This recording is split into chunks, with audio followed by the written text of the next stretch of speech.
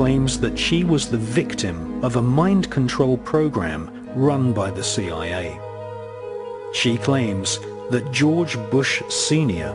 used ancient magical hand signals to directly control her subconscious mind. She also claims that Bill Clinton was under mind control.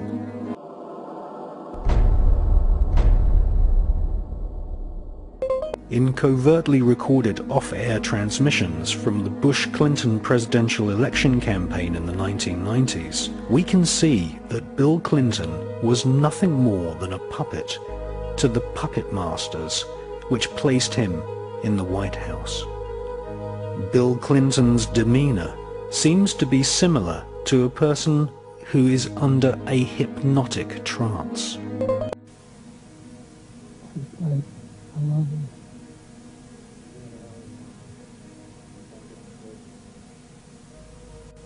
Can we do any more?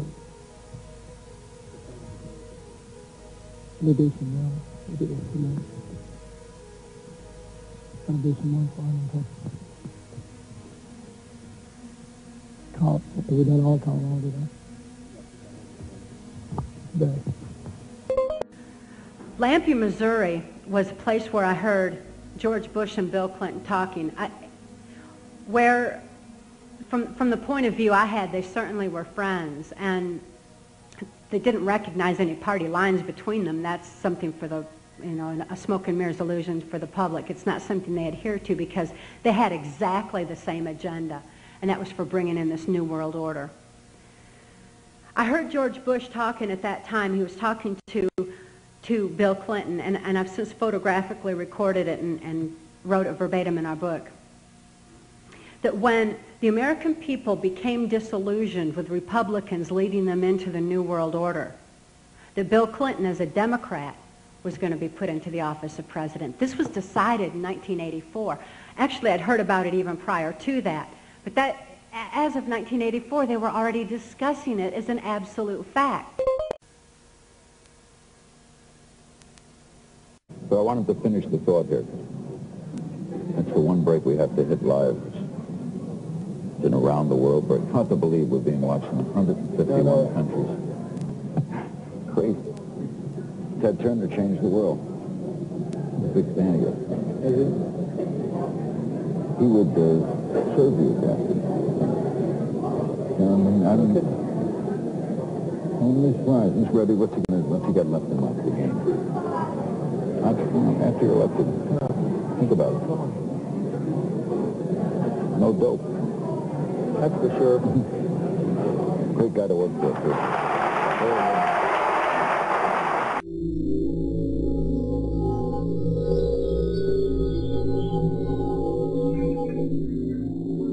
Remember that every single man, woman, and child in the state of South Carolina awakens to a freer, safer world because of George Bush.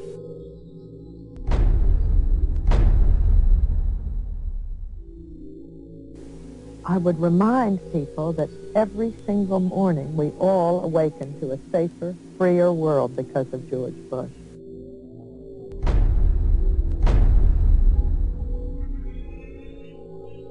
And Nicole, I would remind you and the people of Florence that all of us awaken every single day to a freer, safer world because of George Bush.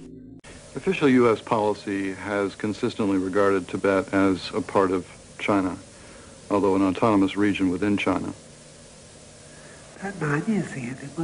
My crime was that in 1959, I signed a statement saying that Tibet was an independent country. For that, I spent 17 years in Chinese prisons and concentration camps. We have no evidence at this point that the Chinese government is engaged in any policy or in any actions aimed at wiping out the Tibetans or, in short, reflecting a policy of genocide either against the Tibetan people themselves or against their culture. I mean, Tibetans are no longer wearing Tibetan clothes. Tibetans not talking Tibetan. All the Chinese wear Chinese. This blue uniform, everybody. and the monastery is no longer is a monastery, and no monks are there. They used to have mobile clinics which would go from village to village and just get the women together and get them sterilized.